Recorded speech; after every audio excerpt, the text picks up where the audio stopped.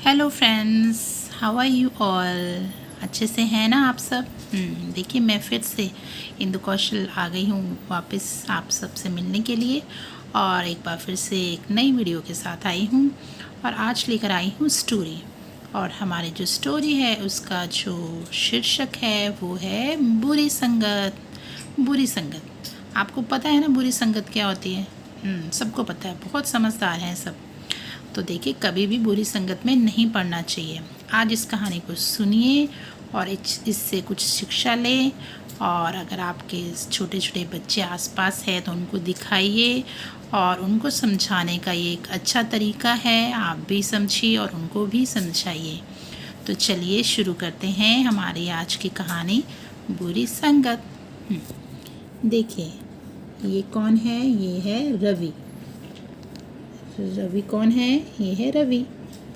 रवि एक लड़का है और वो बहुत ईमानदार और एक सुलझा हुआ समझदार बच्चा है। परंतु इन दिनों उसने कुछ बुरे लड़कों के साथ दोस्ती कर ली थी। इस कारण उसमें भी कुछ बुरी आदतें आ गई। कैसी बुरी आदतें आ गई? झूठ बोलना, गलत काम करना, ऐसी आदतें। जो रवि के पिताजी थे, रवि के जो पापा थे, उनको जब भी पता लग गया तो उनको बड़ा दुख हुआ और अफसोस भी हुआ कि ये हमारी गलती, हमने ध्यान नहीं दिया उसके ऊपर। तो उन्होंने सोचा कि अगर मैं डांटूंगा, मारूंगा तो उसका शायद उसके ऊपर गलत असर पड़ेगा। तो उन्होंने एक तरीका निकाला कि उसको समझाने के लिए उन्होंने सब तरीका अपनाया, क्योंकि बच्चे कैसे होते हैं, प्यारे से, मासूम से। उनको समझाने के लिए भी हमें प्यार से ही उनको एक अलग तरीके से समझाना पड़ता है। तो जो उसके पिताजी थे उन्होंने क्या किया, एक दिन वह बाज़ार से एक टोकरी लेके आए। किसकी? फलों की टोकरी। कौन से फल?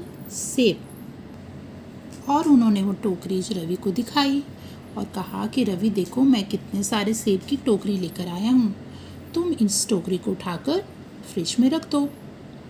तो जो रवि था उसने टोकरी को देखा और कि सेब सारे सड़े हुए हैं और सिर्फ एक सेब अच्छा है।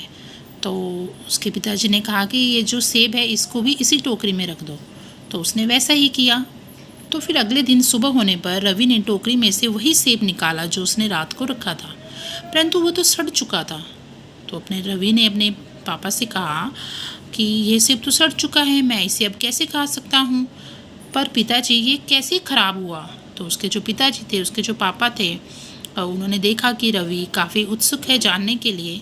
तो रवि ने फिर पूछा कि मुझे बताएं कि ये सेब तो बहुत अच्छा था, बाकी सब तो सड़े हुए थे, लेकिन एक सेब तो सही था, ये कैसे सड़ गया? तो उसके पिता ने कहा, बेटा बुरी संगत का फल यही होता है।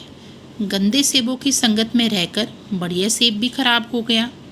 इसी तरह अगर तुम बुरी संगत में रहोगे तो तुम्हारा भविष्य भी खराब हो जाएगा। यह बात रवि को अब समझ आ गई थी।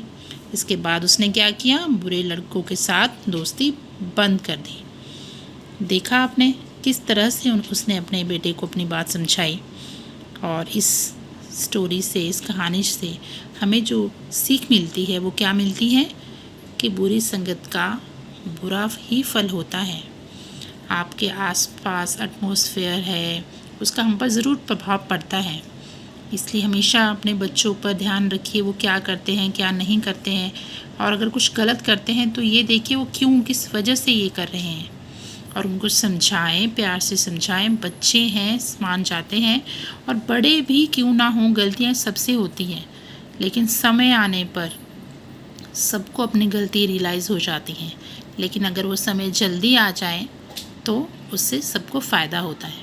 इसलिए अगर आप लोग भी कभी गलती की है या आपसे गलती हुई है तो उस गलती को सुधारिए और दोबारा वो गलती ना हो, ऐसा आप प्रण लें। और कभी भी बुरी संगत में मत पड़िए, अच्छी संगत में रहिए, अच्छी चीज़ों का ज्ञान लें। तो ये शिक्षा आपको अच्छी लगी होगी और ये कहानी भी आपको अच्छी लगी होगी।